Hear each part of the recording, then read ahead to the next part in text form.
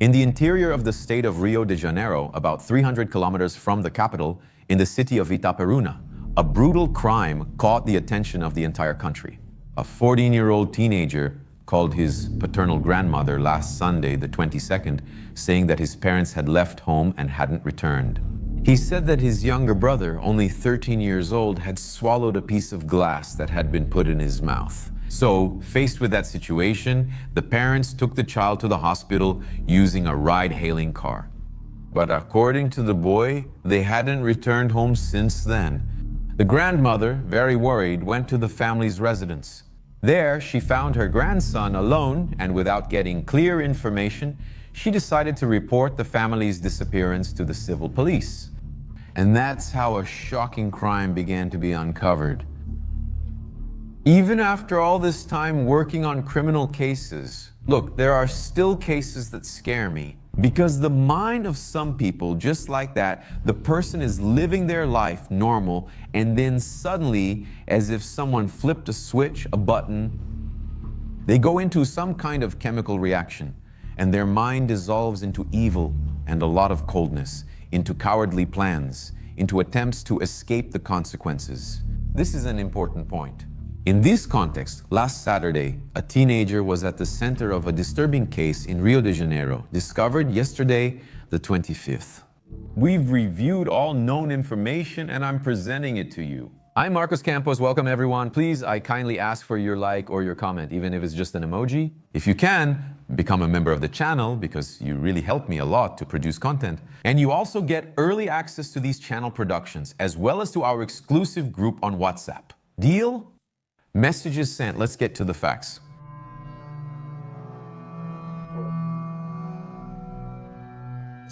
Well, guys, after this statement from the teenager, the grandmother went to his house, didn't find anything, and decided to inform the police. The police officers then started an investigation. They went through several health units in Itaperuna, as well as in neighboring cities, but they didn't find anything. None of these health units had recorded attending to a family with those characteristics, right? Nothing about a child with a cut mouth. So, on the 25th, the police officers went to that family, to that teenager, to see what was happening, to do an inspection, an investigation. The house apparently was in order, but it was hiding subtle signs up until then of something very wrong that had happened there. After a more thorough search of the house, bloodstains were found in specific areas of the residence, such as on the couple's bedroom mattress. There were also signs there that were inconsistent with a simple household accident, like the supposed cut on the youngest child's mouth from a piece of glass. After that, the police officers also noticed a strong smell of decomposition at the scene. Traces of blood were also found on clothes, some of them already partially burned, indicating that there may have been an attempt to hide evidence of a crime. That was enough for the police to call in a forensic team, which started working at the scene in search of answers. During this forensic inspection, police found a suitcase with some clothes and 2 cell phones inside, the cell phones belonging to the teenager's parents. Confronted with this information, with everything they had found up to that point, the teenager decided to tell the truth. The revelation was shocking. He had killed his own parents and his younger brother on Saturday night, June 21st. And he first told this story to an uncle, and then he confirmed it to the authorities. With a chilling coldness, the teenager confessed that he committed the murders while his parents were sleeping, and his little brother too. And the reason he gave at that moment was that his parents didn't allow him to travel to meet a girl with whom he supposedly had an online relationship. Check this out. According to the investigations, the teenager met this girl, who is currently 15 years old, through an online game. That was about 6 years ago. In other words, they were kids when they supposedly started talking on the internet. By the way, let me know in the comments if you think this is a link in this tragic criminal chain. Since then, the 2 teenagers regularly stayed in touch online, using this game and other apps. And this young woman who lives in Mato Grosso allegedly pressured the boy to meet her, to go there and see her. So, supposedly, according to what he reports, she threatened to end their relationship if he didn't do it. The teenager then got a bit anxious, distressed, and insisted a lot with his parents so he could make this trip, but his parents naturally refused. He is a teenager. Not accepting his parents' decision, he then decided to plan the murders. According to the statement given to the police, the teenager knew that his father kept a gun at home, supposedly hidden under the mattress. The gun was registered to his father, who was authorized as a certificate of arms collector, sport shooter, and hunter. So, on the night of the crime, he waited for his whole family, his parents and little brother, to fall asleep, right? He went there, took the gun, and in a chillingly cold manner, shot his father at point-blank range. First, he shot the man in the head. Immediately after, he targeted his mother, who couldn't react in time, and shot her in the head.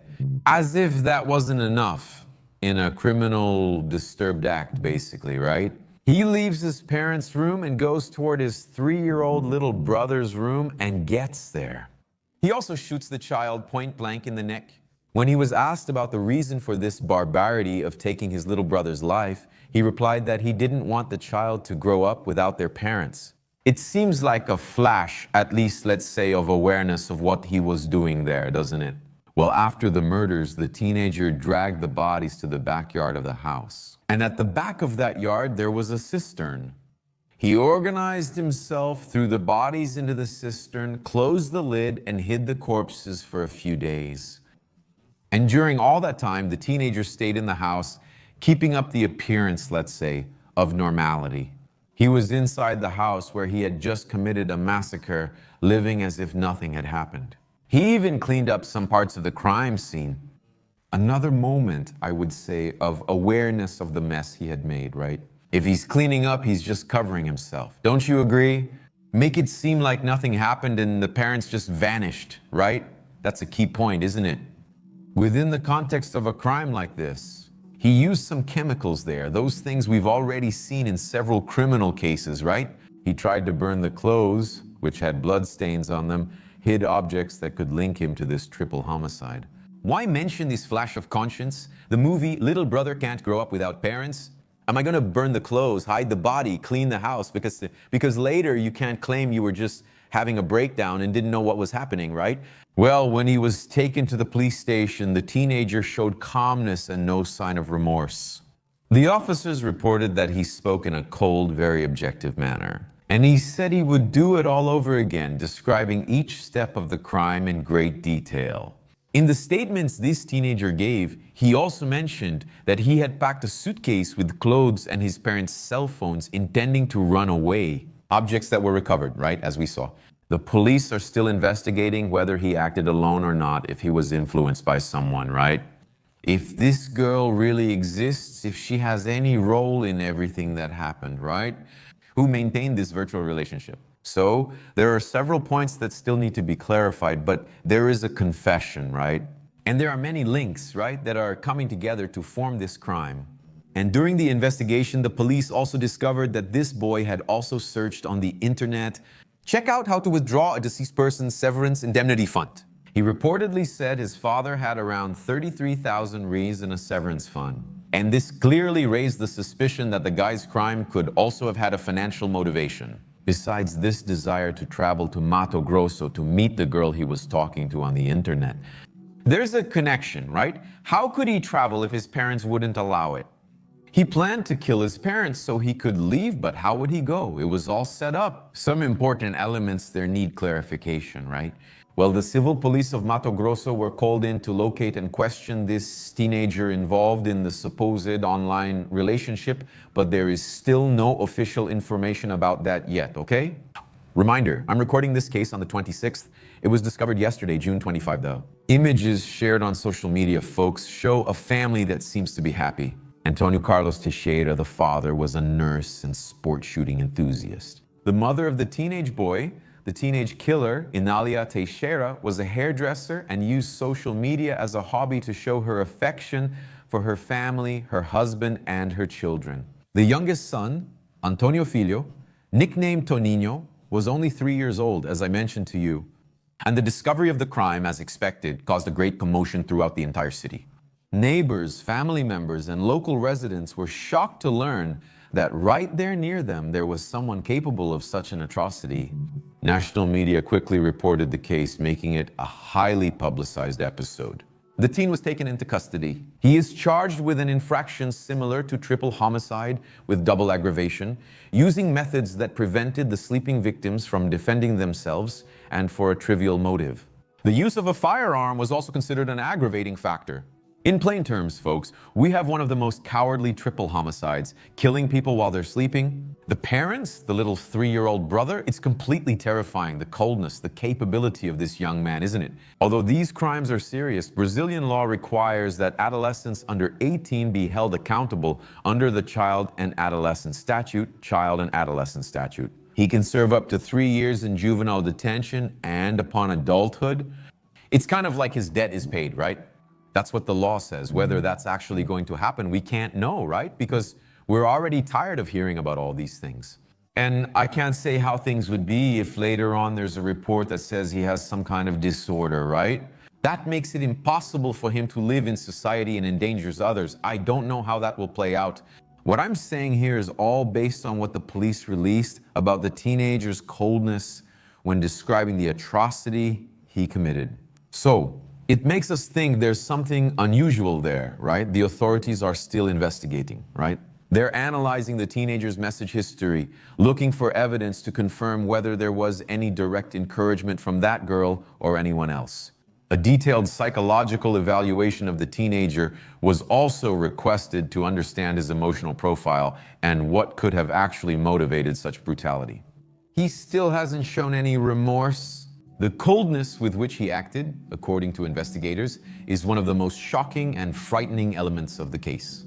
While all of this is being followed and reported, the bodies of Antonio Carlos, Inalia, and little Toninho were buried amid strong emotion. Family and friends attended the wake in silence. Many, in fact, couldn't really understand how such a tragedy could have happened within the family. An apparently stable family.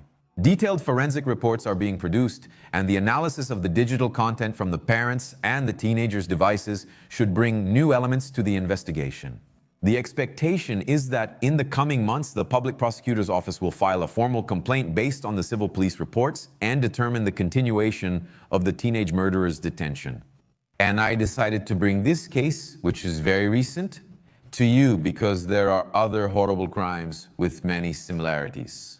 In May 2024 in Rio de Janeiro, a similar crime occurred. In 2024, it also happened in São Paulo. Another very similar crime where teenagers couldn't accept the no set by their parents and decided to take their lives. In Rio de Janeiro, this happened to a 16-year-old adopted only child. Adopted at age 6 by Luis Claudio Gonçalves Pinheiro, 58, and Mariana Valente Abude, 56. This teenager killed his parents on May 24, 2024 in Jacarepaguá. The crime happened after an argument because the couple forbade the teenager from skipping school to rest for a jiu-jitsu class. The teenager then attacked his parents with a hammer and set the house on fire, where the bodies would later be found charred. He then called the police, admitted to the crime, and said that he went out for a snack with a friend after it happened. A brother commented. A brother who already lives at another address confirmed that the teenager had an aggressive profile. The teenager was arrested and taken to the Child and Adolescent Protection Police Station. Basically, he just pressed a button, right? Someone said no, and he became a killer. Meanwhile, in São Paulo, another teenager, 16 years old, also took the lives of his adoptive parents. Isaac Tavares dos Santos, 50, and Solange Aparecida Gomes, 50, and his sister, Leticia, 16 years old. This happened on May 17th. The crime was motivated by an argument that happened the day before the crime. When the parents called the young man, supposedly according to him, a bum, and confiscated his cell phone, preventing him from using the phone during a school presentation, the teenager planned the murders with his father's pistol, which he kept at home. He said he already knew his father hid the corporation-owned 9mm pistol where he worked. He even fired a test shot into the mattress. At about 1:20 p.m., the father arrived to pick up his daughter, the suspect's sister, from school, and they went home. Then the young man shot his father, who had his back turned in the kitchen, and then he shot Leticia, his sister, in the face. Around 7 in the evening, when the mother got home from work, she came across that horrible scene, and the teenager coldly went there and shot her too. After these murders, he lived a normal life, went to the gym, the bakery, basically continued his routine as if nothing had happened. He spent 2 nights in the house with the bodies, having lunch in the kitchen where he left beer cans, lunch boxes, dietary supplements, and iron, basically bakery stuff. The loaded murder weapon was still there. The crime occurred on Friday, but not until Sunday night.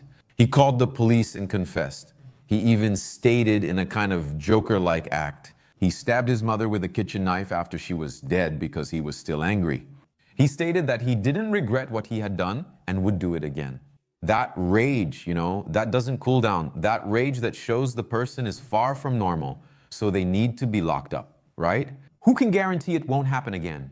The teenager was detained by Fundação Casa and charged with 3 murders, firearm possession, and keeping the bodies at home for 3 days. According to the statute, right, the laws that govern this type of crime involving teenagers, we already know what can happen, right? Of course, there's a possibility of interdiction after examinations, okay? For example, take Champinha, a real monster who has been interdicted since 2006 after committing barbaric crimes in 2003. And what's scary is thinking about this lack of remorse, right? That would be evidence of some disorder, pure evil, right? Maybe a feeling of brain immaturity, something like a kind of macabre pride, right? Morbid.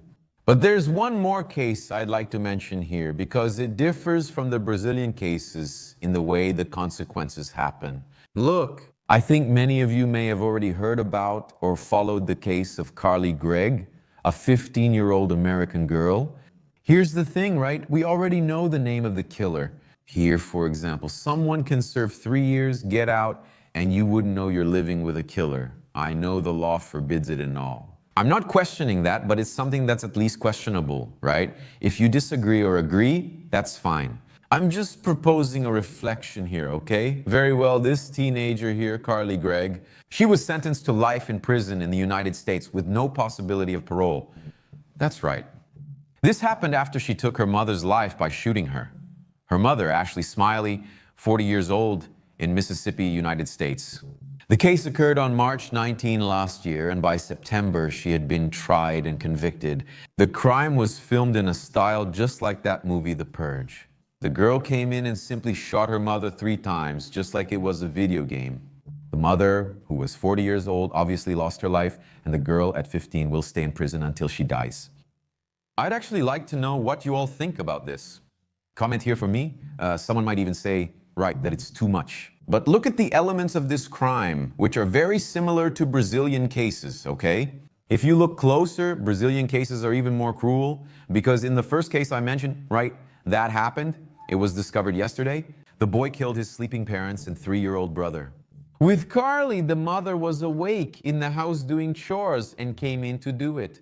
Well, after that, Carly, as if nothing had happened, called a friend saying there was an emergency. The girl arrived at her house and she asked, had you ever seen a dead body before? She called the girl and showed her mother lying shot on the floor. Pretty bizarre, right? And there's more. Carly pretended to be her mother, sent a message from her mom's phone to her stepfather, asking what time he was going to get home. And when her stepfather arrived, she shot him too. But he managed to get away. He just got grazed on the shoulder. He was injured, fought her, and disarmed her. And Carly tried to run away, but she was soon captured by the police. It's really crazy, isn't it? And do you know what the reason for all this was? Her mother found out she was using drugs. And she gave her a warning like any parent would, like any mother would. In other words, very similar reasons, trivial reasons among all the cases I mentioned here, right? Now, when a parent or guardian tries to discipline a teenager, they risk being shot or murdered in their sleep. Where will this end? To wrap up, the first case was found yesterday and is still being investigated. After all, we still need to find out if that girl, the online friend, is involved or not, if she was the reason behind this tragic story or not. But in the face of all these very similar, cruel, cold, and cowardly cases, do you think that harsher punishments, like what happened with Carly, could help discourage this murderous impulse in teenagers who can't stand being contradicted? Of course, there's a lot to be analyzed, right? It could be that there's really a disorder there that makes the guy snap and lose control. But in the first case, in the second case, it doesn't seem like there was premeditation in the sense that everything was calculated, right? because he got pissed off that his dad didn't let him. Leave a comment here for me. And of course, if there's any important update about this, I'll bring it to you. That's all for today. Thanks for your attention. Kiss from Revo. See you next episode.